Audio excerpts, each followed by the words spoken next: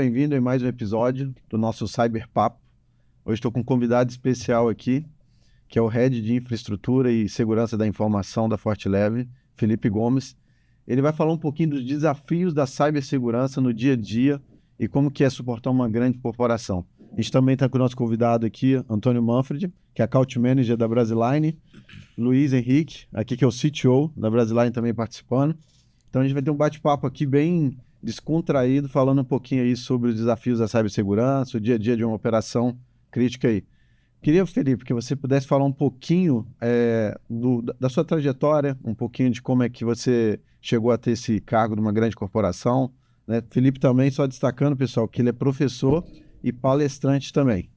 Certo. Obrigado, Cléber. Obrigado, Luiz. Obrigado, Manfred. Bom, a gente trabalha num formato de formação contínua, né? Então, a gente traz um histórico de vivência na área e eu começo desde lá dos primórdios, lá um pouquinho na parte de infraestrutura, diretamente como todo profissional de TI, eu acho que começa na área de infra, principalmente ali no cenário de field, né? Então, começa toda aquela trajetória ali. E aí, no decorrer do tempo, a gente vai se capacitando, vai se fazendo algumas formações que vai guiando a gente dentro de uma trajetória ali que vai nichando, né? E aí a gente nicha eu cheguei no nicho de cibersegurança, privacidade e segurança diretamente, né? Veio uma lei que também forçou bastante as empresas, independente do porte da empresa, o mercado veio se moldando, né? Então, eu estou há 5 anos no cargo na Fortileve, né? Passei por algumas outras grandes empresas também, onde foi desenvolvendo essa vertente aí. E no decorrer da trajetória apareceu aí alguns convites aí para ministrar palestra e dar aula também. Estou em torno aí de uns 350 alunos formados aí todo esse período aí, né? Então a gente tem um engajamento da formação desses profissionais, né? Então a gente foca diretamente porque existe a faculdade, e a faculdade literalmente é a faculdade que te ensina, é a faculdade do dia a dia, né? Então acho que essa é a principal, o formato, né? A base é muito importante, mas no dia a dia ele fez ajudar bastante a gente nessa trajetória. Você tem a teoria e a prática, né? Precisa ter. Eu vejo ali que dia a dia, né? Eu acompanho você nas redes sociais, assim, não para de estudar nunca, né? Final de semana tá lá, Felipe postando conteúdo, Fundação Getúlio Vargas, continua estudando continuamente. Acho que esse que é uma das características que faz se tornar um grande profissional, né? Que é esse aprendizado contínuo, né? Porque às vezes se pensa, estudei, formei, tá tudo certo, mas não, né? Modelos de carreira, na verdade, uma vida acadêmica, né, que muitos acadêmicos acabam entrando adentro, estudando, etc., mas não conseguem replicar para o mundo prático, né? Você conseguiu conciliar o conhecimento empírico na prática, de gestão, etc., mas também a parte acadêmica. Um ponto importante nesse cenário é estar antenado, né, com o que está naquele momento, né? Então, na pandemia, por exemplo, as faculdades se fecharam praticamente, o EAD explodiu. E aí, automaticamente, as empresas precisaram inovar. E aí eu fiz um MBA pela PUC do Rio Grande do Sul de Liderança, Inovação e Gestão 4.0. Abriu um leque gigante. E aí veio depois a transformação digital, né? Que hoje eu faço na FGV, né? Focado para transformação digital. Porém, com viés sempre para cibersegurança, né? A segurança da transformação digital é necessário, né? Não se faz transformação de forma insegura. Então, esse é um ponto que a gente vem trazendo, né, para um cenário. Então, igual o Clério sinalizou, né, é a questão mesmo de estar sempre em formação contínua ali e estar antenado com o ambiente. E aí, falando de cibersegurança, algumas formações também nessa área ajudam também a gente entender e... Eu falo que até é um bom cenário que você entender que você não está no barco sozinho. Sem dúvida. Então, que você entra nichado num ambiente, né, que você está lá trabalhando, falando sobre o mesmo assunto. Você tem profissionais em nível Brasil, de grandes empresas nacionais e multinacionais. E aí estão falando das mesmas dores, literalmente a gente está, né, alinhado com o mercado e a troca ali, o network é sensacional e de grande importância. Sim. O que eu vejo, assim, é uma grande corporação como a Forteleve, que tem indústrias no país inteiro, eu acredito que você tem muitos desafios. Quando você chegou lá, no início da carreira, assim, apesar de você já tinha muita experiência, trabalhou no Findus, né? E a gente sabe que, tipo assim, uma carreira de cibersegurança, a maioria, né, que iniciou nessa área, acabou vindo da área de infra, que era misturado com segurança, era tudo junto. E hoje não, hoje a gente tem CISO, tem Red só de infraestrutura, então está mais segmentado até pela demanda do mercado.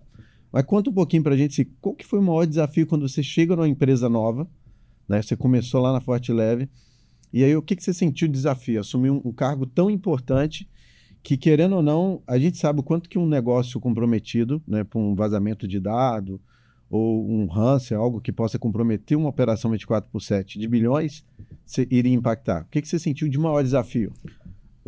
Eu não sei se eu fui, né, beneficiado com o boom do momento, né, isso não posso falar com relação ao que foi no start do Covid, né? Eu entro na Forteleve em 2 de janeiro de 2020.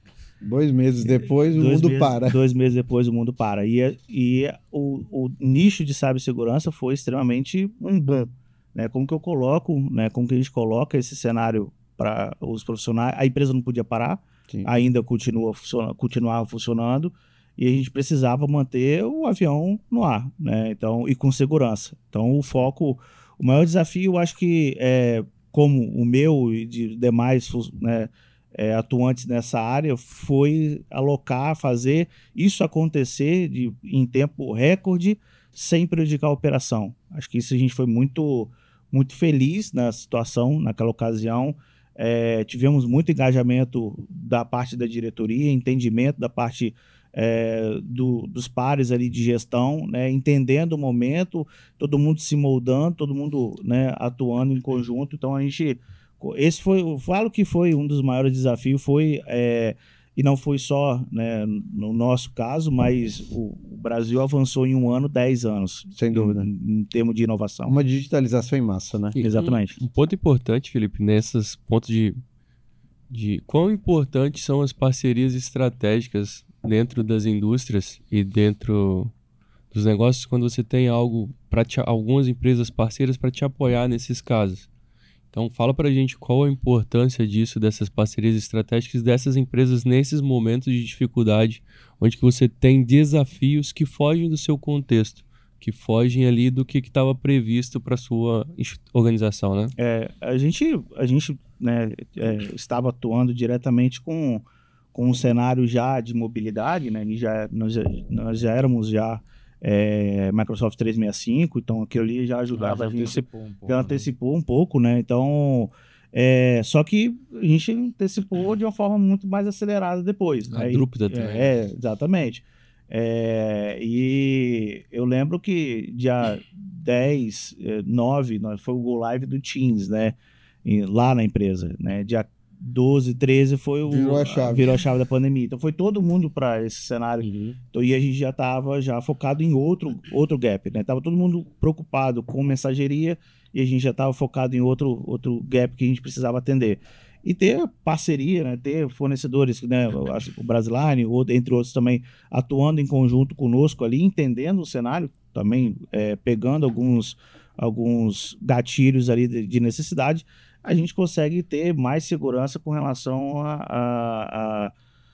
a focar diretamente no negócio funcionando, né? E ter o core mesmo, estar alinhado com o que o parceiro está nos fornecendo e também atuando em conjunto conosco em outras frentes, né?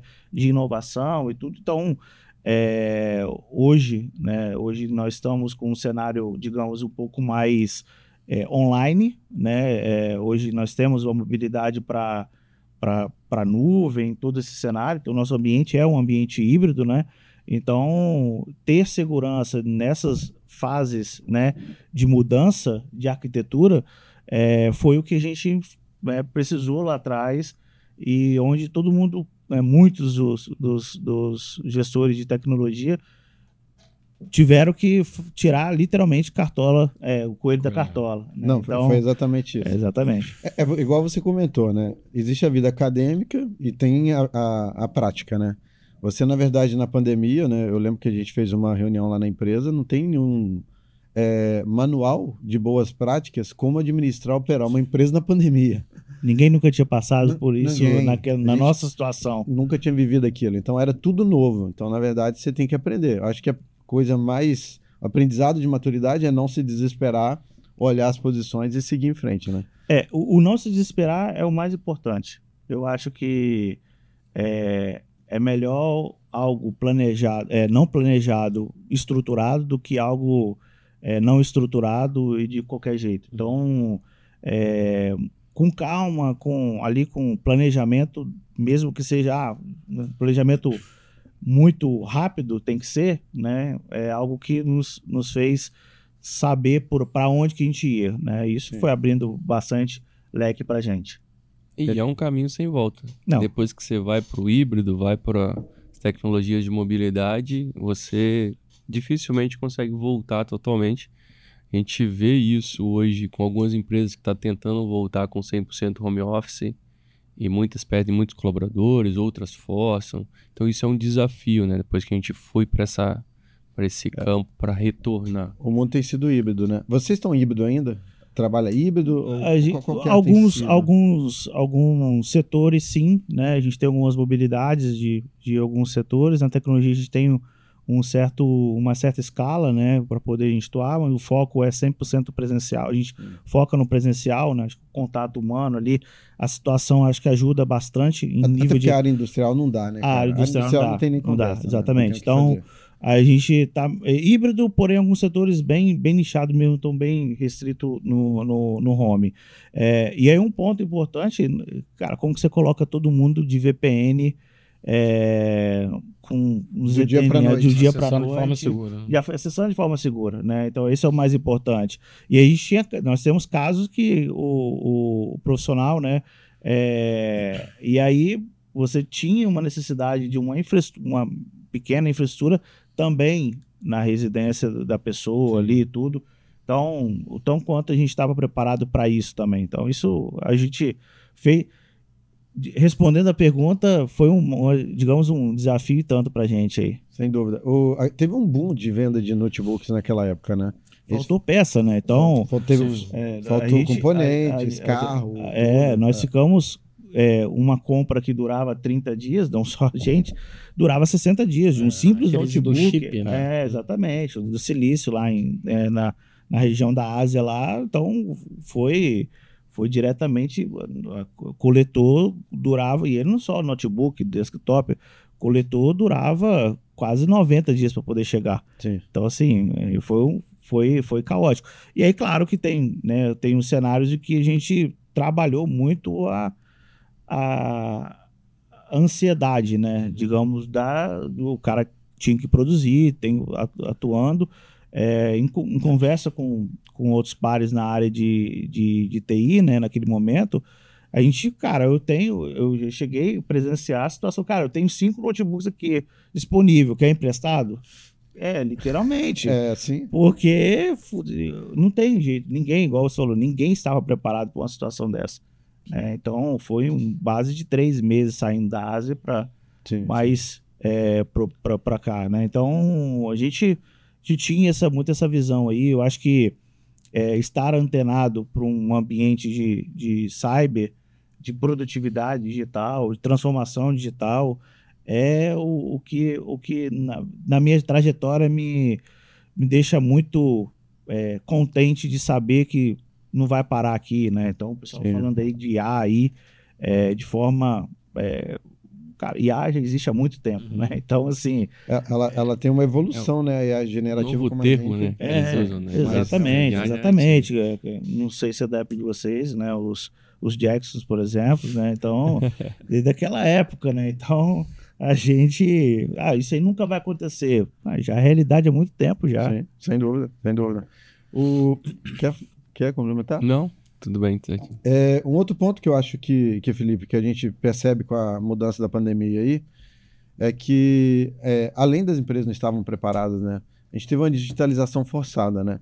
Muitas empresas não estavam preparadas e a gente viu como cresceu exponencialmente os ataques cibernéticos. Você lida com isso todos os dias, né? Qualquer gestor, CISO, head de infraestrutura, de cyber, ele tem que se preocupar com o dia a dia de uma operação. Você tem uma operação híbrida, né? Você tem parte de dados aí em nuvens públicas, né? Possivelmente nuvem privada, e aí tem um ambiente on-premise.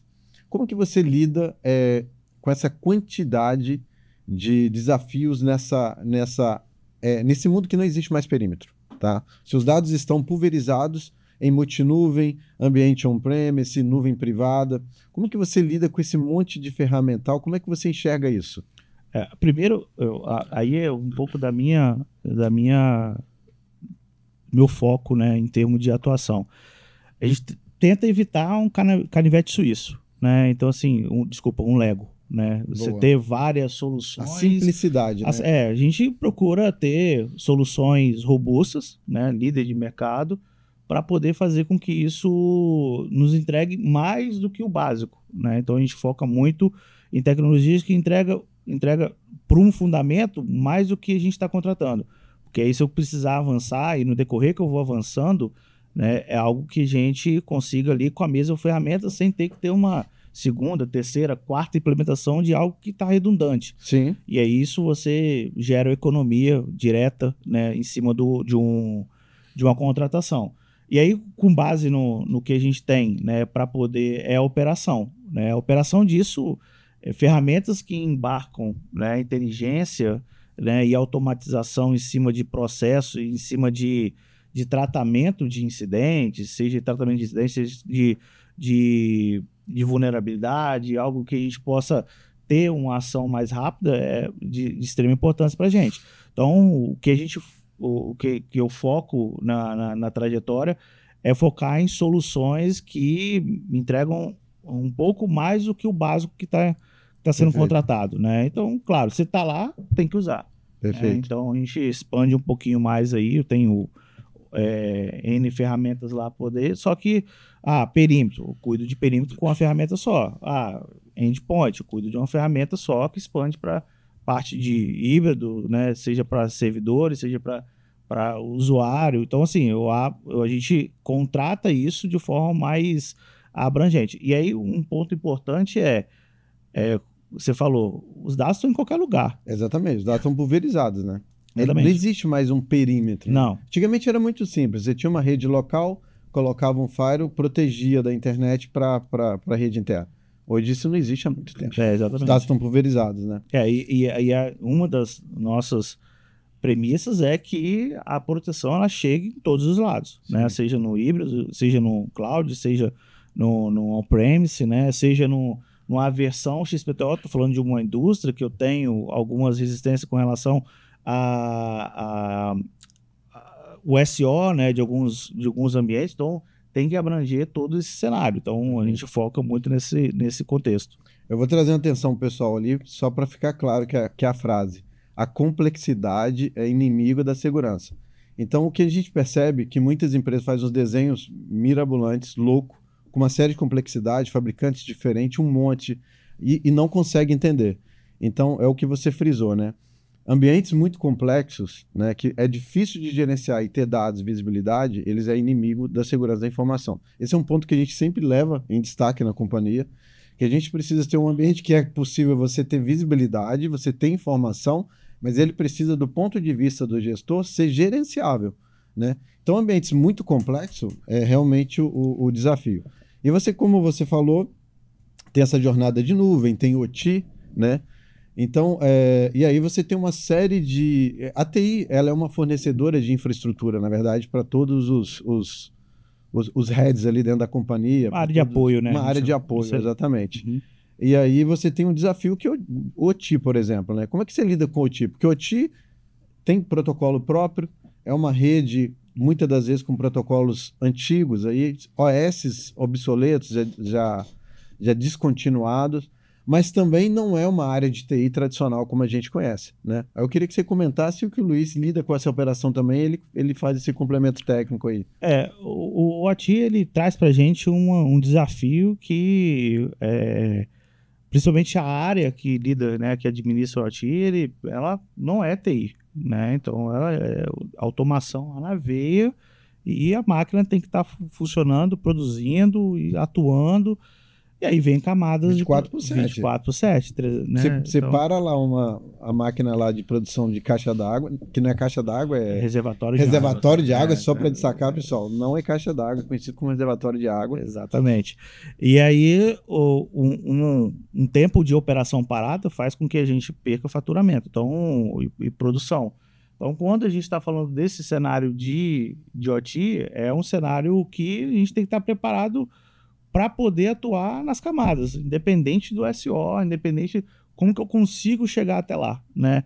E aí o OT, falando num contexto geral, ele não está ligado diretamente no ambiente fabril, né? Então, estou falando aí, hoje em dia, carros autônomos aí com proteção de automação ali, a camada de proteção em cima. Então, a cibersegurança ela vai muito mais desse cenário. E aí, falando de IoT, eu estou falando de dosagem, de material, que implica diretamente na qualidade do material. Então, uma série de mecanismos de proteção que a gente precisa ter para poder a gente levar esse conceito no dia a dia ali da operação. Sem dúvida. Não, com certeza. A gente tem vários desafios, eu vejo que cai na mão do responsável pela tecnologia da informação dentro das indústrias e dentro das empresas de uma maneira geral. Porque a tecnologia hoje, ela não está só no setor de tecnologia, ela está em todos os setores. Sem a tecnologia presente ali, os setores não operam. E você está ali para suportar tudo isso. E como você disse, a OT, você tem uma outra equipe ali responsável pela OT, que são pessoas totalmente qualificadas e com conhecimento técnico avançado em cima daquilo que ela se propõe a fazer, que é automação. E que às vezes a teoria se conflita em alguns momentos, aí você tem que usar ali uma política social para tentar controlar, isso é legal. Mas eu acho que a TI, ela acaba tomando mais responsabilidades até além da OT. Porque quando você vai falar de segurança de dados, privacidade de dados, você vai ser responsável de uma maneira ampla, como responsável pela marca da empresa, por exemplo. E a marca está na mão de todo mundo, então acaba que essa carga que cai na mão do CISO ali, da segurança de dados, aí vem a Lei de Proteção Geral de Dados, que vai cobrar a empresa e vai cobrar aquele responsável, é algo que abrange a mais áreas da empresa e não só a equipe de TI. Esse engajamento de pessoas e processos internos, qual o maior desafio que você tem junto a ele? Bom, final de 20, né, eu já tinha implementado, já tinha iniciado em outra empresa anterior a que eu estava, um programa de privacidade e segurança, que já vinha ali no contexto da LGPD e tudo.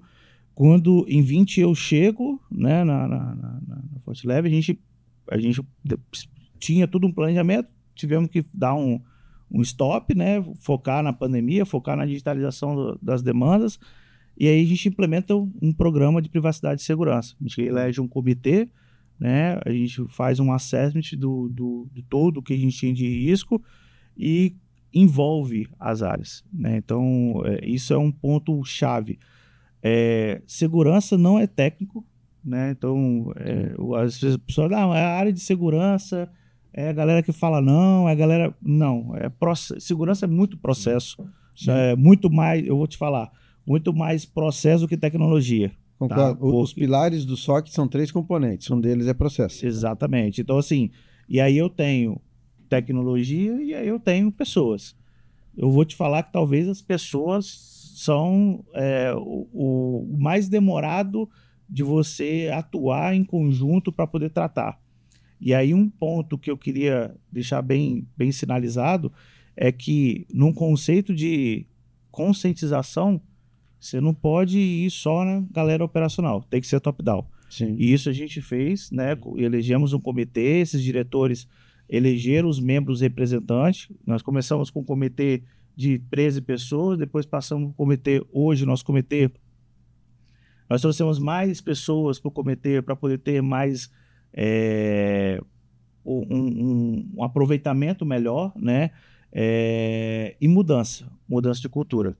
E aí, aos pares que eu tenho em network, aí, a gente vê que esse está um gap maior. Né? No ano passado, em setembro, eu tive na Mindsec em São Paulo, palestrando, para falar de GRC em TI. Né? Então, como que eu faço, como que a gente constrói um programa de gerenciamento de riscos de TI. E muitas vezes, e aí depois ali terminou o evento tudo, a gente conversando lá com o pessoal, com os participantes, eu falei, cara, o meu maior problema são pessoas. É o material humano. É o material humano. Então, assim... A gente vê pelos ataques, né? Exatamente. 92% dos ataques de phishing ocorrem... na verdade, 92% de todos os ataques vêm de phishing ou de engenharia social. E aí um ponto importante disso que você está falando é que em 20, 25, 5 anos... Hoje já tem uma curva de maturidade legal, já avançamos. Hoje já tem um processo funcionando, então quando acontece algum tipo, eu já tenho no ITSM nosso, já tem um reporte maior e a gente consegue medir o nível de maturidade. Porque querendo ou não, qualquer tipo de mudança gera uma estranheza no início, né? Mas então a gente tem uma resistência, né? O ser humano ele é ruim, ele não gosta de mudança. E a gente tem a curva de Cross lá que ele fala, né? Primeiro vai vir, você vai querer mudar, depois você vai começar a ficar depressivo, não vai dar certo, depois você entra no engajamento. A partir do momento que você entra no engajamento, aí não tem segredo, é o sucesso, é o engajamento. Então, quando você torna essas pessoas engajadas no seu propósito, e aí você tem membros do comitê que tem uma área que tem 20, 30 pessoas, uma unidade que tem um público maior, a gente leva para o público operacional.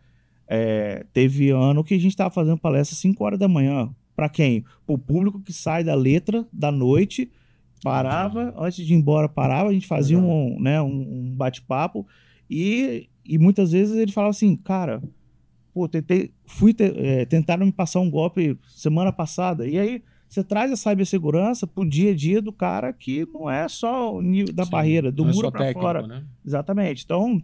Esses SMS fica recebendo tudo parte do dia a dia. Faz parte. Então, assim, é algo que é gratificante, né? Isso pra gente, porque a gente vai entendendo ali que existe um engajamento.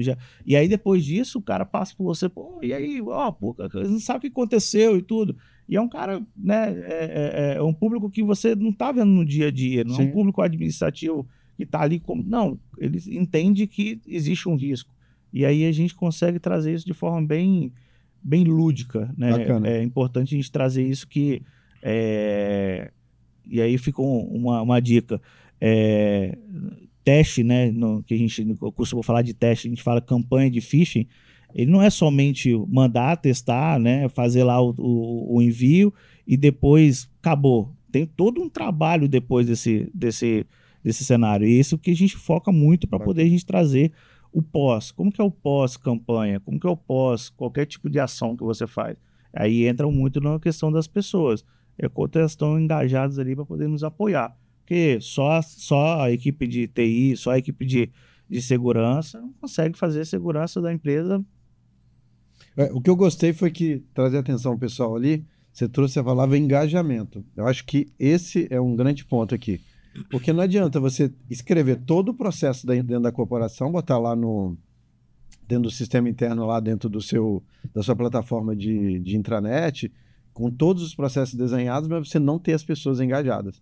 Acho que esse que é um ponto que chamou a atenção do quanto que você se preocupou em engajar as pessoas, envolver e trazer a atenção delas na importância de participar das rotinas de conscientização. Né? Porque é isso que eu acho que é o diferencial. Quando as pessoas se sentem parte daquilo, né? Então, eu acho que é o papel. Então, fica a dica, pessoal, engajamento. Não adianta você ter as melhores ferramentas de cyber, porque às vezes parece que fala de cyber, as pessoas só entendem, não, tem que investir nas melhores ferramentas, e não é. Você tem que envolver as pessoas em conscientização, campanha de phishing, mas pós-campanha de phishing, conscientizar, indicar aonde que está o principal ponto de falha, treinar, capacitar, envolver as pessoas, engajar elas. Isso, achei bem interessante esse ponto. Esse é um ponto principal. E quando que a gente traz isso para um dia a dia, tem aquela situação, né? Vou fazer um treinamento de 30 minutos, 40 minutos. Vou tirar a pessoa da área. Cara, 30, 40 minutos que pode salvar alguma coisa. Operação inteira. Você pode salvar milhões em aquela pessoa não trazer um prejuízo por clicar no único link que pode comprometer o negócio. Exatamente. Acho que esse que é o grande ponto. Temos casos em relatos aí de empresas multinacionais que o pessoal fazem ataque direcionados de propósito na véspera de um feriado chinês que dura 7 dias. Sim. Então, assim, o cara tentar responder. Não esquece. Acabou. 7 dias. Ninguém liga, ninguém faz mais nada. Então, isso acontece com frequência. Um ponto que eu achei muito importante, o Felipe falou ali, só pontuar, é que às vezes as pessoas, setores de tecnologia de uma maneira geral, não se preocupam com um ponto que ele citou, que é você falar com os departamentos de uma maneira que eles vão entender o que você está falando. Então ele falou que ele usa processos meio lúdicos, horários específicos, campanhas específicas, documentos específicos. Para quê? Para que você fale a linguagem do receptor da mensagem. Então a segurança da informação ela é importante, só que você não pode tentar passar ela muito técnica, de uma maneira muito engessada, porque você não vai ter o compreender, o pessoal não vai compreender do outro lado o que aquilo ali realmente é. Então eu achei muito importante esse ponto que você falou. Não, a gente usa maneiras lúdicas, a gente usa horários específicos, a gente vai de maneira clara para que eles entendam aquilo. Então isso eu achei muito importante também e que eu acho que é de extrema importância. Porque se você fazer uma palestra, usar uma metodologia que ninguém vai entender nada, melhor não ter feito, não ter tirado o cara da produção dele. Eu achei isso legal porque ele chama de technicase, né? É menos technicase. Exatamente, ele usa mais a linguagem realmente daquele público que ele quer atingir. Cada público tem um nível de expertise técnica que você pode usar uma linguagem ou mais técnica, ou mais informal, mais lúdica. Eu acho que esse que é um ponto que você entende a necessidade do seu negócio, né? Mas esse que é o ponto, que é o papel dos gestores. Porque ainda tem muitos gestores que estão muito no técnico, quer resolver as coisas tudo com técnico. E não é, né? Eu acho que o gestor ele tem que entender o negócio. Ele tem que ter essa habilidade de entender tudo que funciona dentro da corporação, o negócio, e entrar para dentro do negócio. Que é o que eu percebo que você no dia a dia você envolve na operação, né? Inclusive quando a gente está fazendo negócios lá e está resolvendo alguma questão com vocês lá na ForteLeve, eu percebo que você envolve todas as áreas. Envolve a área fiscal, envolve a área de compras, envolve todo mundo ali no processo, né? Porque todo mundo tem que participar. Então, porque você entende todo o negócio. Você entende a importância da TI como fornecedor de serviços, de soluções para as outras áreas, né? E é um ponto chave quando a gente envolve estar apresentando o valor do tema segurança, né? Então, quando segurança é muito mais do que antivírus e firewall hoje em dia, né? Então, assim, há muito tempo, na verdade, né? É muito mais do que isso. Então, quando eu falo de uma solução que chega lá, a gente precisa fazer um adentro de uma solução XPTO, né? Digamos uma sigla, né? Fazer uma abreviação aí de uma sigla da tecnologia. É sopa de letrinha. O que aquilo ali faz? Qual o escopo daquela ferramenta? Qual vai ser o entregável? O que a gente traz de conceito de melhoria? Então, por exemplo, a gente hoje num cenário de mercado na transformação digital, num conceito de risco, principalmente risco cibernético, a gente está falando aí de fagulhas que podem se tornar incêndio muito rapidamente, entendeu? Então, se não souber na hora ali você fazer uma RFP, o que você quer de objetivo, de trazer para o ambiente, para um conceito mais operacional, né, e autonomia para a equipe, né? A equipe, hoje, as equipes de segurança da informação, não tem como a gente não falar, né? A IA está aí para poder ajudar as equipes, né? Então, ferramentas que trazem isso, que antigamente você tinha que debugar ali todo o traço ali de incidente. Hoje não. Hoje a IA já te entrega 90% e fala, cara, o que você quer fazer? Sem dúvida. Entendeu? Então, assim... hoje à tarde não vão sair e vão fazer um treinamento de IA hoje para aplicar para o comercial. Então, a IA tá em tudo. Em tudo. Então, assim, hoje, na transformação, seja ele na parte técnica, seja ele na parte operacional, Cara, é o conceito, né? Hoje, a parte, por exemplo, vamos sair um pouquinho de cibersegurança, vamos para a segurança patrimonial, por exemplo. Sistemas hoje de vídeo monitoramento e tudo, 85% é embarcado IA, né? Para poder. E aí o IA, junto atrelado com a API que faz. Aí acabou, você consegue trazer isso. Uma entrega Uma entrega. E aí você precisa ter alguém olhando. Eu gosto de sinalizar que tecnologia nenhuma ela vai ser usual e benéfica se não tiver ninguém olhando. Sim. É o conceito você ter lá um sistema de câmera com 200 câmeras, se você não tem lá alguém monitorando ou a gente que está com alguma automação. Sim. É a mesma ou coisa. Minimamente os alertas. Né? Exatamente. Então, assim, senão o alerta vira spam. Né? Então, tem que ser bem parametrizado, tem que ser bem conduzido, bem administrado, bem configurado para poder isso tornar cada vez mais benéfico e mostrar valor da ferramenta, né? Sem dúvida. Porque segurança não é barato. Né? E quando você mostra valor, não estamos falando de preço, estamos falando de valor para o negócio. Valor para o negócio. Agora, no dia a dia, Felipe, e aí eu já vou trazer o Antônio também participar, a decisão, né, ela não é só preço, né? Quando você tem lá 4, 5 soluções para decidir, para resolver uma determinada necessidade do negócio, eu acredito que o preço não seja um decisor final. Quais são os seus critérios de avaliação? Né? O Antônio, como account manager, claro que ele quer colocar o melhor projeto no cliente, né, e agregando valor ao negócio. Né? É normal. Eu também depois quero que ele comente sobre isso, como é que é o desafio dele. Aqui eu estou na desvantagem, né? Eu tô 3 contra 1, então vou ter que falar do seguinte: técnica e preço. Não existe hoje contratação nenhuma no segmento de tecnologia, seja qualquer segmento que seja técnica e preço. Né? Qual o peso do técnico? Então, o técnico a gente pode falar que é 60-40. 60-40. 60-40. Já chegou a 80-20, né? Mas hoje as soluções elas estão embarcando features, né, add-ons ali, que fazem com que você consiga viabilizar num projeto e depois você ir escalonando isso de acordo com a sua necessidade. Isso é muito importante. Legal. E estão muito próximas as soluções, né? Exatamente. O que uma entrega, outra entrega, né? Exatamente. Do ponto de vista técnico, quando você comenta, certeza que não é só a ferramenta em si. Porque se você fizer um comparativo só daquela ferramenta A com B, você tem que entender como que o A está entregando e como que o B está entregando. Qual a medida de esforço. Qual a medida de esforço. Então, porque senão vai ser só mais uma série de alertas para dentro do seu ambiente, que talvez alguém que está lá dentro vai só desabilitar e não vai receber mais. Então, que é o famoso fadiga de alertas. Exatamente. Então, ou seja, não é só a ferramenta em si, mas a forma que aquela empresa, que aquele parceiro vai entregar para você. Isso faz a diferença. E isso foi um benefício que eu adquiri durante 9 anos aí num órgão que é a Federação das Indústrias do Espírito Santo, onde a gente era regido por termo de licitação, né?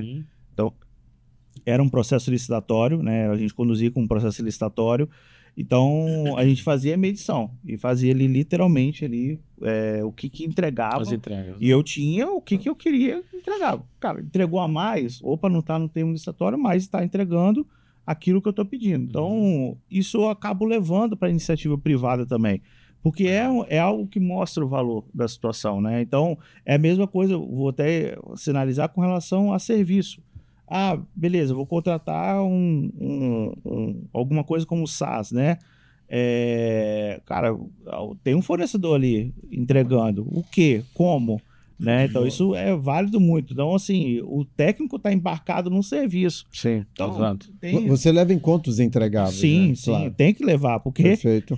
todo mês tem lá a nota fiscal chegando, Exatamente. todo mês tem. E aí a gente faz o que a gente chama de medição. Isso é a medição de qualquer tipo de serviço. E aí o papel do gestor é fazer essa medição, fazer essa avaliação. E aí muitas vezes, como você falou, né, eu atuo na área técnica junto com a equipe para poder ajudar na medição da qualidade da entrega, entendeu? Então, porque na hora que cai alguma coisa, para alguma coisa, primeiro, tem os superiores, né, junto comigo, que vão me cobrar. Então, assim, e a gente cobra, né? Então, Perfeito. esse é um ponto-chave. E eu aprendi muito no contexto de gestão, de que, cara, você faz parte da equipe. Ah, não, você tem que ficar 100% no nível estratégico. Cara, esquece. Não, hoje tem uma formação técnica, não exatamente. Então, assim, eu sei que a galera tá passando lá, eu já vivenciei aquilo lá, entendeu? Então, assim, e muitas vezes eu ajudo. Não é a mesma coisa, mas tem alguma coisa ali que eu consigo apoiar, né? Contribuir. Claro, meu viés é a parte de gestão e tudo, mas eles já têm isso no radar deles, que, cara, opa, o copo começou a encher aqui, né? Felipe, e aí como que a gente pode fazer? E aí entra o técnico e preço. Quando a gente não avaliou lá o técnico lá e focou no preço, cara, lá na qualidade a gente perde muito. Isso vai pesar. A gente sempre comenta, assim, há muitos anos o mercado fez uma curva, e aí eu vou te perguntar como que você está hoje. A curva era o seguinte: as empresas se preocupavam muito em comprar produtos, comprar uma bala de prata que resolveria todos os problemas. E ela começava a importar para dentro das empresas essas ferramentas. Só que esbarrava na dificuldade de ter que contratar pessoas para gerenciar aquilo. A minha pergunta é a seguinte: hoje, dentro da sua operação, quando você olha para um modelo de fornecimento como o SaaS, né, como serviço, MSS, etc., quanto da sua operação você migrou para esse modelo de fornecimento como serviço, e aí você gerencia essas entregas que você está comentando, ou quanto que você acha que ainda vale a pena adquirir essas ferramentas para dentro da empresa e colocar analistas, engenheiros, enfim, para gerenciar e aplicar dentro da empresa? Tem dois viés aí, tá, Manfred? Primeiro é a questão do core da empresa, né? Tem empresas hoje que o core da empresa não é tecnologia, não é cibersegurança. Quando você contrata qualquer tipo de solução para um mercado, a gente está falando aí de empresas de soluções que trazem algum benefício. Não vai estar lá no mercado para poder qualquer coisa. E aí, por isso que no início eu falei, eu tenho dois conceitos, né? Tem um Lego, que você contrata um monte de coisa, se junta lá e no final tem algo lá dentro, e tem um canivete suíço. Quem é o profissional que vai usar aquele canivete suíço? Você tem que saber que para cada tipo de lâmina ele vai ter que ter uma entrega. Né? Então é necessário o serviço, e quando a gente está falando em termos de entrega como serviço, você não transferir, porque o negócio é seu. Então, assim, você não pode largar na mão, literalmente, na mão de um fornecedor. Você tem que ter administração daquilo ali. Então, é algo que o mercado, eu como no papel, né, nessa parte de gestão, eu tenho que ter pessoas dentro de casa, conhecendo a ferramenta, conhecendo os ganhos, quanto eu posso explorar, né, mais, dar soluções para poder o cara, não, contratei, por exemplo, um AF como serviço. Cara, o que eu tenho mais ali dentro ali? Só bloqueio de regra e tudo? Não, o que eu posso agregar mais? Então, isso é um ponto a parte chave. técnica é a análise do WASP, né? O que mais que ele pode me entregar como serviço? Mas, Felipe, você entende hoje que o gestor ele tem mais o papel, né, CISO, Head, enfim, gerente de TI, que ele teria mais o papel de fazer gestão de contratos do que... Porque hoje a gente vê que está quase tudo terceirizando, né? As companhias tendem a terceirizar cada vez mais, contratando provedores MSSP como a Brasiline. Então a gente percebe que as empresas escalam isso, terceirizam isso, porque é muito difícil montar uma equipe interna, até porque o conhecimento é muito dinâmico. E é muito difícil manter sua equipe atualizada. Então é melhor que você contrate empresas especializadas. Isso é para todas as áreas, até porque não é seu core business, né? O core business de vocês é uma área industrial. Você entende hoje que os gestores acabam fazendo mais essa gestão de contrato, né? Ter vários contratos que sustenta a TI, e no final das contas, vocês têm um papel mais de entender o negócio? Você concorda que seria esse o caminho? Esse é o caminho, mas aí eu tenho uma pitadazinha da situação. Quem vai estar conduzindo, gerindo o contrato, digamos assim, tem que saber do que está sendo gerido.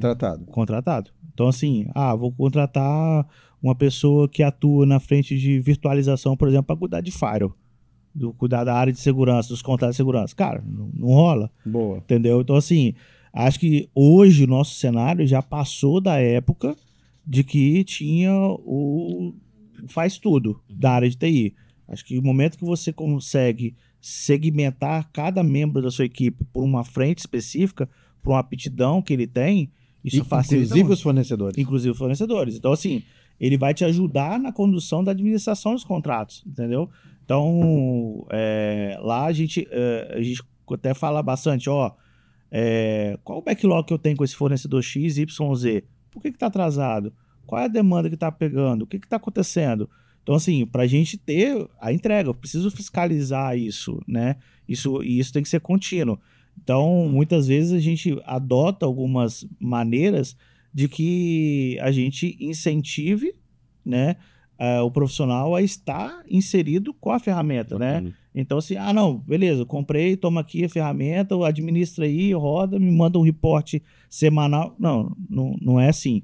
Então, eu acho que é uma mescla de eu ter o fornecedor focado ali na sua solução e, em paralelo, eu ter um profissional dentro, junto com esse e outros contratos do mesmo nicho, atuando e falando, cara, eu sou o responsável pela área de segurança, sou responsável da parte de servidor e data center. Então, eu tenho esse contexto de entrega geral pro bem da operação. É uma gestão Perfeito. a 4 mãos, né? Tem que ser, tem que ser. Aí agora já Uma jogando companhia grande seria um modelo que a gente percebe que realmente é o que tem sido adotado. Jogando uma pitada agora, por exemplo, tem as grandes empresas as grandes telco fazem algumas entregas e a gente esbarra em algumas concorrências, documentando na parte comercial. E esse é o ponto que empresas que têm uma flexibilidade melhor conseguem entregar uma gestão a 4 mãos, vence, de certa forma, essas grandes companhias. Porque normalmente essas entregas, elas são em contratos absolutamente fechados, que não consegue fazer nenhum tipo de alteração. Muito rígidos, né? Muito rígidos. E a empresa, o cliente, esse parceiro, quando ele quer a senha, por exemplo, para gerenciar alguma coisa ou entender o produto, ele não recebe, né? Então, essa é uma das vantagens de empresas como, né, a Brasiline em si, que faz essa gestão a 4 mãos, que conta como ponto focal, né, dentro do parceiro como referência, mas que está responsável sobre toda a entrega, mas que tem esse diálogo, né? Consegue perceber, enfim, alimenta nas duas vias. É aquela situação, né? A gente estarmos preparados para poder saber quem a gente vai nos apoiar no momento de crise, né? Então, eu tô falando aí de quando você entra num cenário que não é um nicho ali, mas eu tô vendendo segurança, tô vendendo virtualização, cara, mas quem vai ser, né, a empresa A, B e C lá na hora de priorizar um ticket? Cara, todo mundo, igual eu falo, né, para todo mundo o chamado é urgente, a gente entende, né? Então, assim, a gente até fala, cara, quando a gente fala de ITSM, vai na fila do normal, porque o urgente tá cheio, entendeu? Então, assim... uma prioridade no aeroporto, né? Hoje todo mundo tem prioridade. É melhor você ir pra fila exatamente. o comum que tá mais rápido. Exatamente. Então, assim, quando a gente está falando em nível de entrega, em nível de geral, assim, de solução, é ter, né, esse potencial de, cara, pera um pouquinho, o pessoal lá tá com problema. Para quem que eu vou ligar? Exatamente, exatamente. E assim, a gente não quer ligar. Tem certeza que quando a gente liga é porque o negócio já transbordou, ou como qualquer tipo de operação, uma hora vai... Gente, apesar de TI, aí só um recado pro pessoal, principalmente da galera que tá estudando TI, é da área de exata, tá? Mas muitas vezes não tem nada de exato, tá? Acontecem umas coisas que... A gente brinca que é ciência esotérica, né? Exatamente. Então, assim, vai acontecer. Uma hora vai acontecer, entendeu? Não se quando. Né? Exatamente. Minha empresa vai ser atacada. Cara, tá sendo agora, entendeu? A todo momento. Não estão passando. Mas exatamente. Então, assim, isso é importante. E uma hora passa. E aí, quais são as camadas que a gente vai ter para ir mitigando e reduzindo isso? E aí, quando a gente fala de... Aí eu vou entrar um pouquinho numa área que eu atuo também, que é a parte de gerenciamento de risco. Cara, então, se acontecer, e aí, qual é a prioridade de retorno? O que eu tenho que atuar? Qual é a empresa que tenha um BIA implementado, na análise de impacto, um URC, Um plano de continuidade, um plano de negócio. continuidade, um plano de contingência, continuidade diferente de contingência. Quando né? que eu ligo meu DR? Quando que eu vou precisar do meu DR? Meu DR para o premise ou meu DR em cloud, em nuvem? Esse tempo atrás aí eu estava em translado, né, em trajeto de ponte aérea, e simplesmente, cara, o voo atrasou 1 hora. Eu falei, beleza, normal no Brasil, né? Então, não vou ficar... Aí quando eu entro lá no avião, aí o piloto muito educado, né? Falou, não, senhores passageiros, o voo atrasou por conta de um evento que aconteceu no nosso sistema. E eu vi que o pessoal de outras companhias aéreas tudo passando. Falei, cara, alguma coisa com essa companhia. Tivemos um problema com o nosso sistema de reserva. Eu falei, caramba, bicho, e a contingência? E a continuidade do negócio? Parou da América Latina toda, né, por conta de um apagão que teve no Chile, e afetou essa companhia aérea, e ficou 1 hora sem. Então, assim, você imagina... Se nem citar o nome da companhia, tá? Não, então, assim, não, nem vou... É no Chile? No Chile, exatamente. Então, assim, teve um apagão, né, e tudo, mas, cara, parou tudo. Aquela companhia no Brasil e nos outros países da América Latina não voou. Então, por causa do sistema de reserva que estava fora. Mas a gente pode falar do apagão cibernético que aconteceu ano passado. Sim. Com uma atualização de um software de EDR endpoint. Sim. Né? Que afetou as plataformas de Windows. Mais de 8 milhões de dispositivos Windows no mundo, e que deixou as companhias aéreas no mundo inteiro no chão. E não foi... Por aplicações em nuvem. E outra, não foi diretamente um ataque. Não foi um ataque. Entendeu? Essa que foi a situação. Foi uma atualização. A atualização. Então foi um ataque, né? Então, não sei se vocês assistiram, né? Acho que sim, né? A série que tá muito em ênfase aí no stream aí, cara, dia zero, né? Então, cara, aquilo ali... aquilo ali é ficção. Esquece. Claro que não. Aquilo ali é totalmente possível. Mas um plano de continuidade do negócio, um GRC, um gerenciamento de risco compliance, um caso como esse, do apagão aéreo que aconteceu no mundo, né? Afetou companhias aéreas do mundo inteiro e outras operações de negócio. A gente está falando companhia aérea porque você tocou no ponto, e nos Estados Unidos os aviões nem decolavam. Ficou tudo no solo mesmo. Você acha que existe uma forma das empresas mitigar isso? Totalmente? Totalmente. Totalmente? Ou você acha que foi falha, tipo assim, elas não têm um gerenciamento de risco? Porque o software, o sistema de reservas que são todos integrados, né? Tava tudo rodando em nuvem. Como é que você enxerga isso? Eu não posso falar que não vai acontecer, né? O risco, ele vai acontecer. Tá ali, uma hora é algo que vai ser explorado, é algo que pode acontecer, né? Então, existe o risco o tempo todo. Eu acho que tá mais para um plano de contingência, um plano de continuidade, do que propriamente dito por uma conformidade com o cenário como um todo. Mas, cara, fui atacado, e aí? O que eu faço? Para onde que eu vou? Muitas das empresas... Isso tem que estar escrito, né? Isso tem que estar desenhado. Tem que estar desenhado e tem que estar treinado, né? Todo mundo tem que saber. Porque fazer hoje, testes. Exatamente. De teste funcionamento, exatamente. teste. Então, assim, hoje, cara, eu tenho que saber que nós 4 que somos gestores da área, mas a área do Luiz vai primeiro porque ela tem um impacto financeiro maior, um impacto operacional.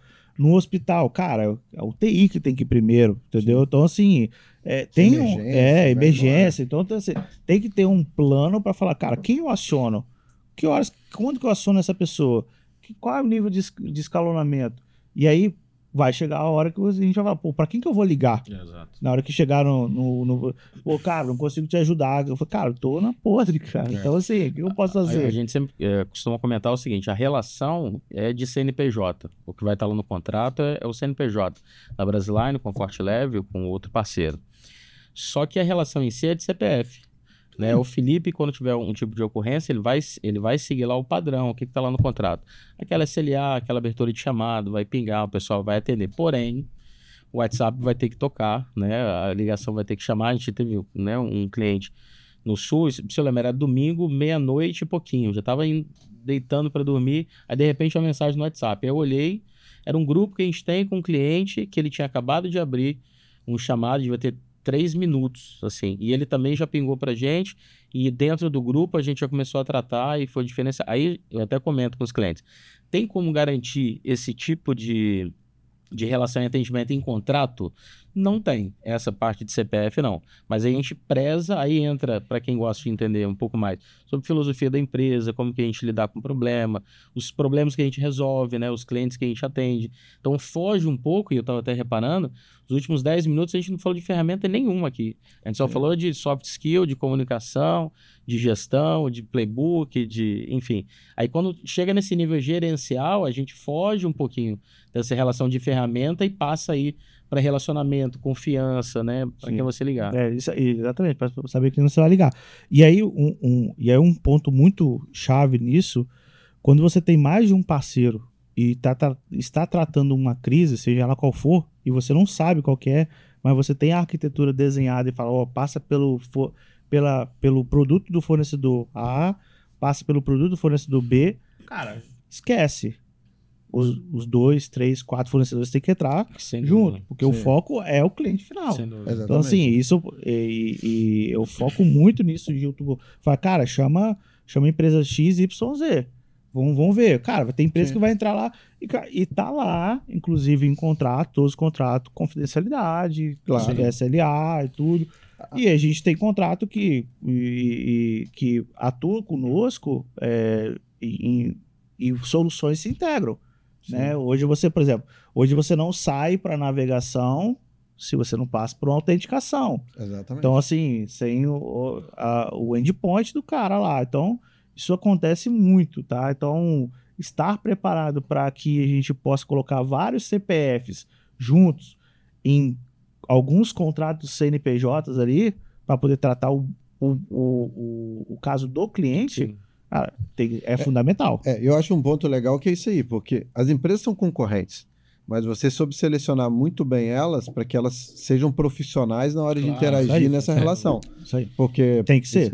Tem que ser. Por isso também não são inimigos. Né? Exatamente. E ultrapassa, inclusive, até o benefício da questão da ética. Né? Então, cara, é ético isso, entendeu? E um ponto que traz até a analogia que você usou lá no início é que é Lego, né? Então as soluções fazem parte de um Lego que vai montar uma estrutura maior. E são partes diferentes. Isso é legal. Eu achei... Tá levantando um novo ponto, queria uma opinião sua. A indústria Forte Leve já é uma indústria mais madura. A Fins também é a indústria mais madura que você citou, a federação. E a gente falou muitas coisas aqui de tecnologia, processo, gestão. Um ponto que é chave é que, ao meu ver, isso não tá só nas empresas grandes. Tudo que a gente falou aqui se aplica independente do tamanho do negócio. Então eu queria ouvir um pouquinho de você nessa linha, de como que a pessoa vai aplicar essas soluções para indústrias menores, para negócios menores, e não deixar ele achar que a segurança é só para quando eu tiver médio, só para quando eu tiver grande. Ou só para empresa rica. Eu já tive contato com algumas pessoas de empresas de média e pequeno porte. Falei, cara, eu preciso fazer uma política de segurança da informação. Falei, rapaz, a preocupação é boa, porque muitas das grandes não têm. Exatamente. Entendeu? Então, assim, esse ponto que eu queria depois falar contigo. Exatamente. Então, assim, quando a gente pega o cenário de segurança da informação, de um contexto, ele não pode ficar dedicado à empresa de grande porte, não. Ele tem que ser em nível geral.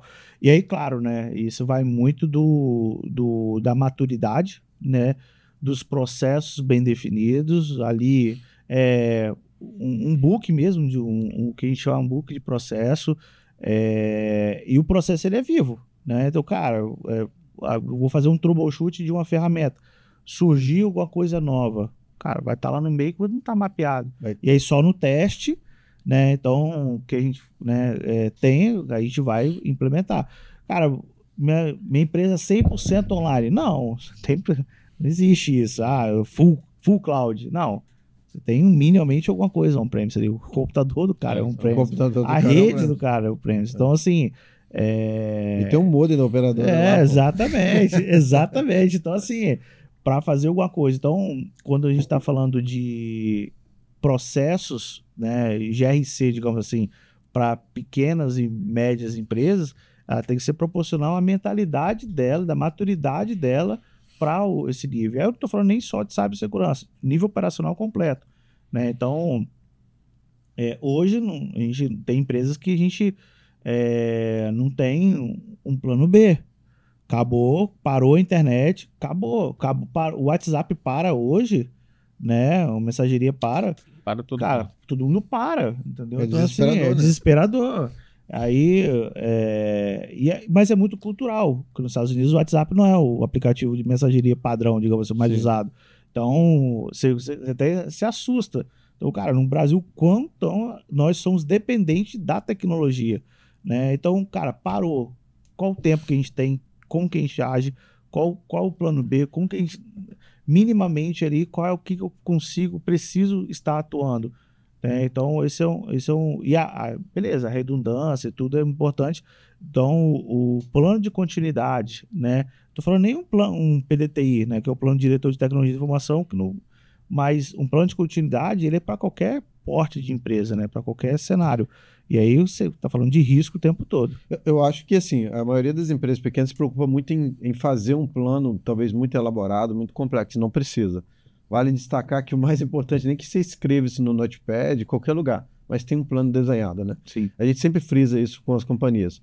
Mas, Felipe, me conta um ponto. Você acredita que quando você vai investir no fornecedor, numa solução, você olha sempre, pelo que eu percebi aí, que a retaguarda daquela companhia, né? Ou daquela solução. Então, você não contrataria uma solução que você não tenha garantia de que aquele produto tem um dono, né?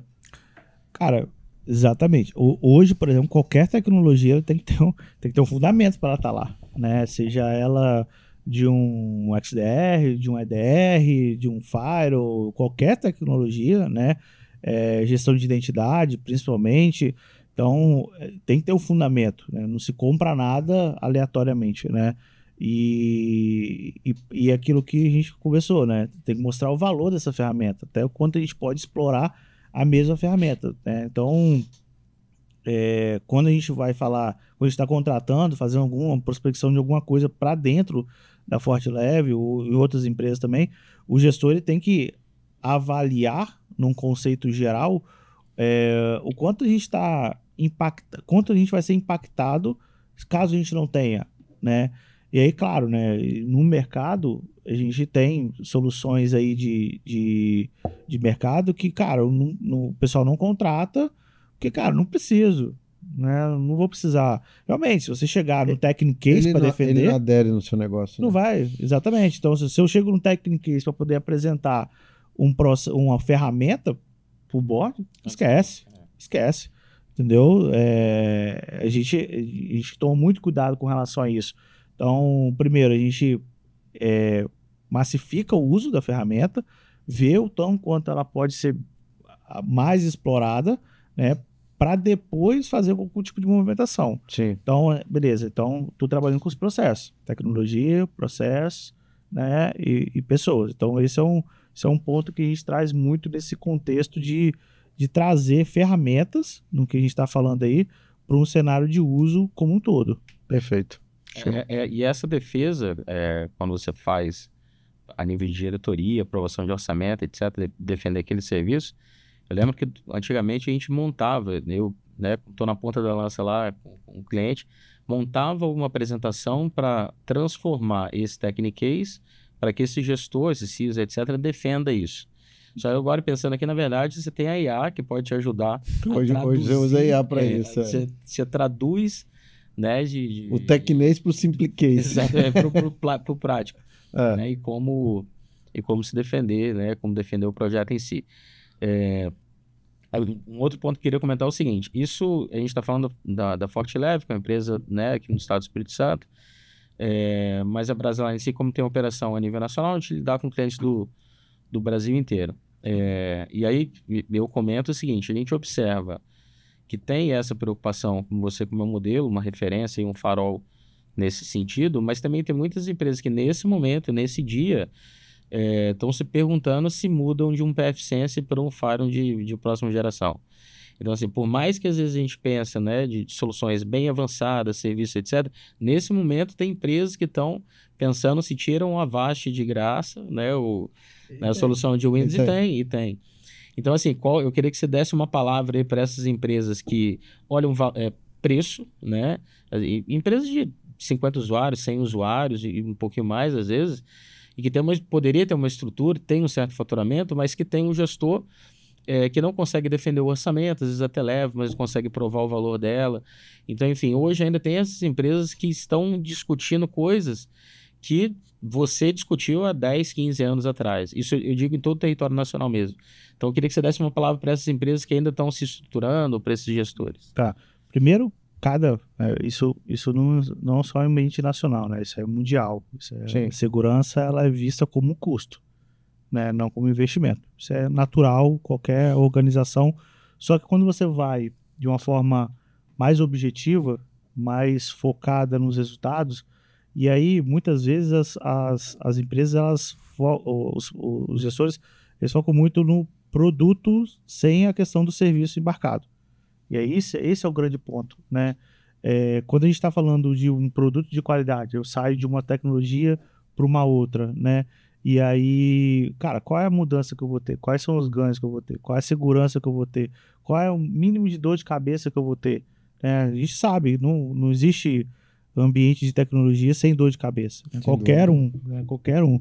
Então, cada empresa tem a sua realidade. Isso aí a gente não pode... só que você consegue fazer o básico de qualidade. Você consegue ter o básico de qualidade.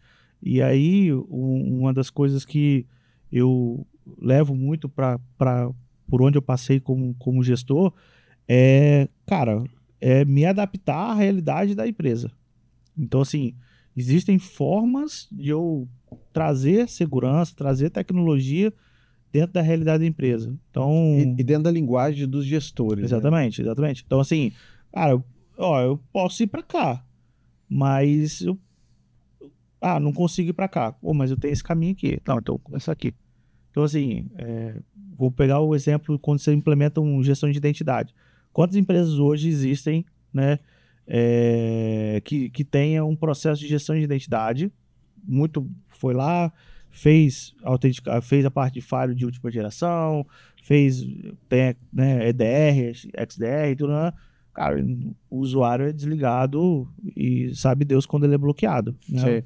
O ciclo de vida do usuário tá ali rodando, o credencial do cara tá lá na Dark Web lá passando, ativo. Então, exatamente. Então, assim, vou fazer o mínimo, né? Porque com o mínimo que você faz, cara, nem que eu tenha que rodar, literalmente, nem que eu tenha que rodar um script na folha de pagamento todo dia à noite e o usuário desligar. Cara, isso aí é o básico. E chega um relatório pro cara da TI lá e bloquear, né? Claro, hoje tem ferramentas que automatizam isso. Mas, cara, vamos começar o básico. Beleza, mostrei o valor ali, literalmente, no modo raiz. No modo, né, na tela. Então, assim, que deixa a IA, que deixa as ferramentas trabalharem pra gente, atuarem como apoio, eu vou operar aquela ferramenta. Então, isso é válido. Você entender o cenário, você não pode... Eu já vi gestor chegando em empresa, cara, querendo botar quase a NASA dentro da empresa. Exatamente. Então, assim, esse que cara, e assim, não vou criticar o profissional em si, porque talvez ele veio de uma realidade assim, né? E aí, calma aí, onde que eu tô? Né? Qual é o potencial? Então, fez um assessment, fez um mapeamento de como que tá, fez um checklist do NIST, qualquer outro framework. Pessoas, né? Entender os gestores, né? Como está a maturidade com qualquer tipo de framework ligado? ISO, né? NIST, CIS. Cara, hoje você consegue fazer um checklist de CIS com menos de 12 horas para você ter um plano de ação, né? Então, claro, tem níveis de relatórios e tudo, mas para você que está chegando, cara, faz um check ali, o que tem. Isso é básico, né? Básico, exatamente. Saber para onde que eu posso ir. O que você pode querer a NASA, né? Mas, cara, posso ter em tudo que a gente quer, né? A NASA é o cenário ideal. Exatamente. Então, assim, mas eu já vi muita empresa com infraestrutura de NASA, cara, que não opera a ferramenta tá lá. Está implementada, ótimo e tudo, tem a operação. Tem um monte de casos de projetos fracassados que foram investidos, principalmente de segurança, que compra verdadeiros elefantes brancos e que não opera. Sim. Porque você não preocupou com que aquilo era aderente, você não teve a cultura de conscientização interna. Então, toda essa questão de realmente colocar a solução adequada para a sua necessidade. E aí, trazendo um pouco para o conceito que vocês começaram no nosso bate-papo, que começamos a falar, a cloud. Cara, teve um boom de cloud no início. Sim. Vamos todo mundo. Voltou. 80%. É isso que eu estou te falando. Existe uma migração de volta. De volta. Muita gente foi e tem gente voltando. Mas o cloud é muito alto. Mas aí é aquela Esse é outro papo para outro podcast. Mas aí é que está a situação. O que eu estou embarcando nesse lá? Sim. Qual o tempo de operação? Cloud tem que saber, tem que ter uma métrica. Sim. É a mesma coisa. A jornada. Você não vai para uma cloud, você não implementa um firewall. Responsabilidade compartilhada. Exatamente. Então, assim, é o mínimo. Quando a gente muda nosso contexto ali, seja ele de mudar a ferramenta, cara, o que está entregando para mim de benefício? É o benefício. Você está comprando alguma coisa. Ninguém compra nada sem ter um benefício. Então, assim, você está comprando ali. O que traz ali? Traz agilidade, entrega, relatório, tudo, da ação. Então, o que a gente consegue fazer? E aí, quando vai muita gente por uma ferramenta, ou por uma solução, por uma arquitetura, cara, e vai desorientado, cara, não vai. Vai voltar. Eu tenho um caso de um cliente de transportadora que o desafio do Red era sempre apresentar qualquer projeto. No início, quando ele entrou, assumiu essa companhia, ele apresentava o projeto, o diretor sempre comparava. Não, quanto que é? 400 mil. Né? Não, isso aí eu compro um caminhão, boto para rodar e vou ganhar tanto de faturamento. O cara tem que se adaptar à linguagem, ele tem que entender como é que ele vai levar isso para o gestor dele. Se acontecer alguma coisa, quanto tempo o seu caminhão vai ter que esperar? Exatamente. Então, assim, 5 caminhões. 5 caminhões. Mas muito mais, né? Então, assim, esse é o X da questão. Quanto tempo uma falha, falta de um plano, falta de processo vai impactar no resultado, né?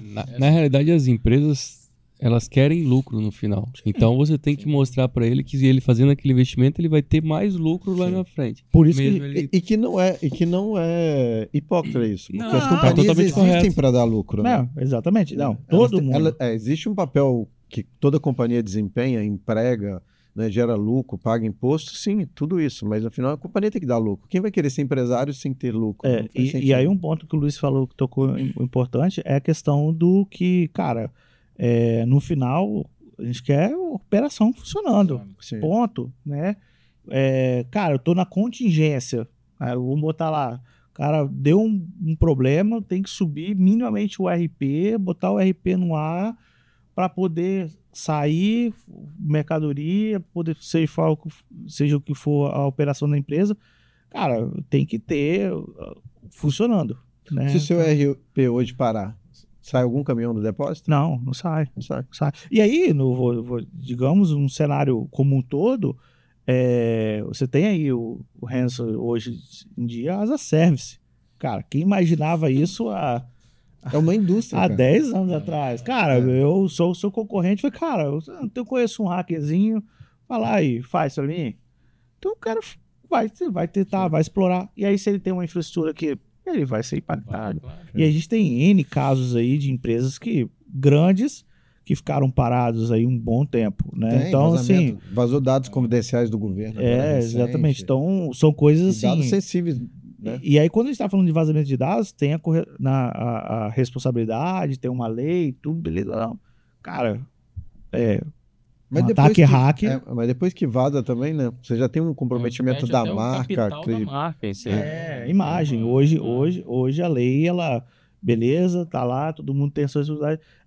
O principal foco digamos, é a proteção dos dados, mas é a proteção da imagem, né? Da marca, Tem até complicadas.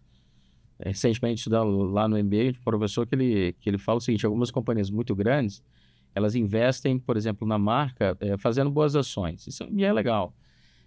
Só que nesse sentido, ela vai acumulando gordura na marca em si, para que caso aconteça algum problema, ela tenha alguma gordura para queimar num tipo de ataque ou qualquer coisa.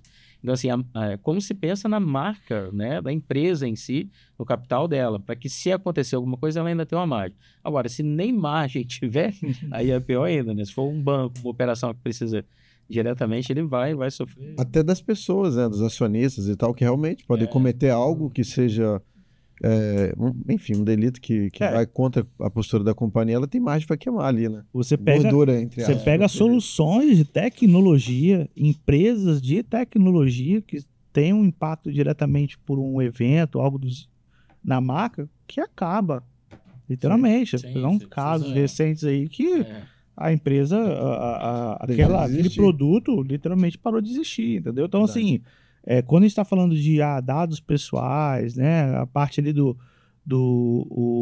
da lei, a proteção da lei, né, hoje em dia a gente tem todo um cuidado ali para poder, a gente, lá no programa de privacidade e segurança, por exemplo, nós mapeamos todos os riscos, até hoje estamos adequando vários dos riscos identificados e tudo. E aí, quando eu estou falando de uma legislação, ok, eu tenho uma penalidade prevista ali em lei. Sim. Mas, cara, não vazou dado, eu só ataquei o seu ambiente. E aí? Quanto eu estou preparado para isso? Verdade. Como eu falei, né? Não é saber quando, né? É saber... é saber quando, né? Quando vai acontecer. Porque toda empresa vai passar por algum ataque, vai. A questão é quando, né? Não é que vai. Toda empresa vai passar. Exatamente. Felipe, tá ótimo o bate-papo, mas a gente precisa estar encerrando. Eu queria falar um pouquinho agora de carreira, só para a gente estar encerrando já, tá?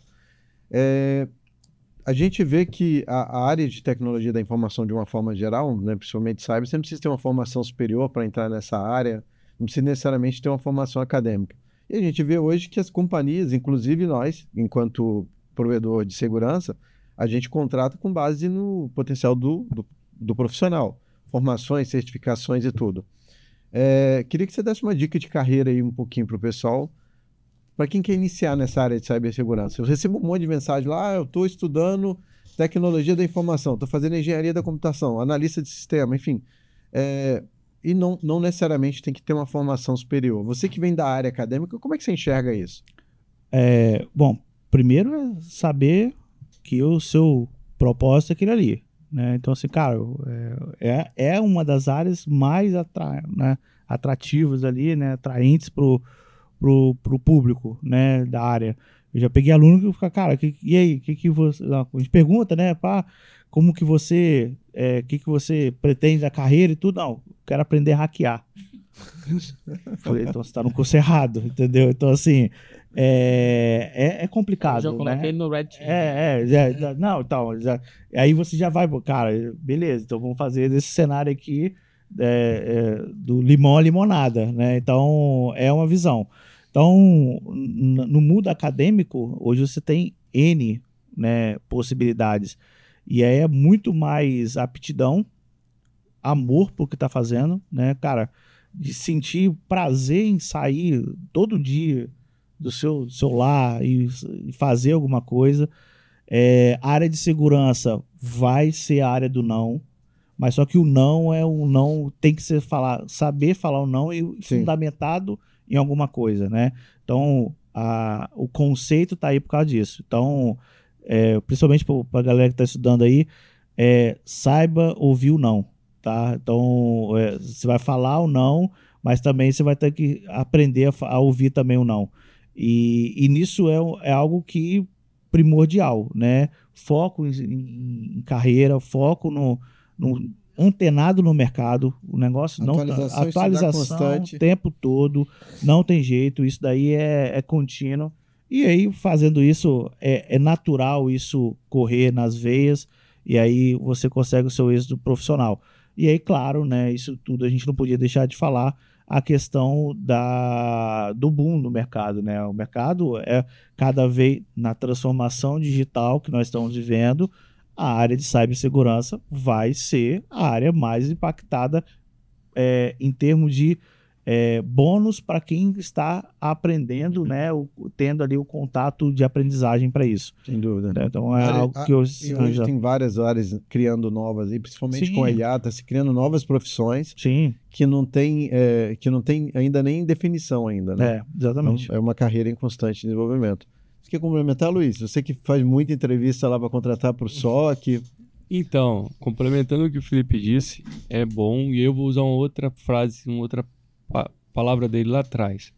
Você que está começando na carreira de TI hoje, faça o básico bem feito. Isso é importantíssimo. Qualquer profissão. Né? Não queira fazer o formato miojo. Começa e depois melhora? Seria a trend? Não. Não, faz o básico bem feito. Faça sempre o seu Começa melhor bem, né? nas tecnologias que você tem. Busca sempre o melhor ali. Faça o que tem que ser confiança. Busque o conhecimento que você vai evoluir. A gente tem 2 métodos de iniciar a carreira. Você pode iniciar pelo método acadêmico e depois você vai se especializando, ou você pode começar direto na prática como um auxiliar ou algo assim, e depois você vai para o acadêmico para pegar o aperfeiçoamento. Mas de qualquer forma você tem que correr atrás, ou você vai correr antes ou vai correr depois, mas eu acho que o primordial é faça o básico bem feito e faça o melhor que você possa fazer naquele momento ali. Então fica a dica, pessoal.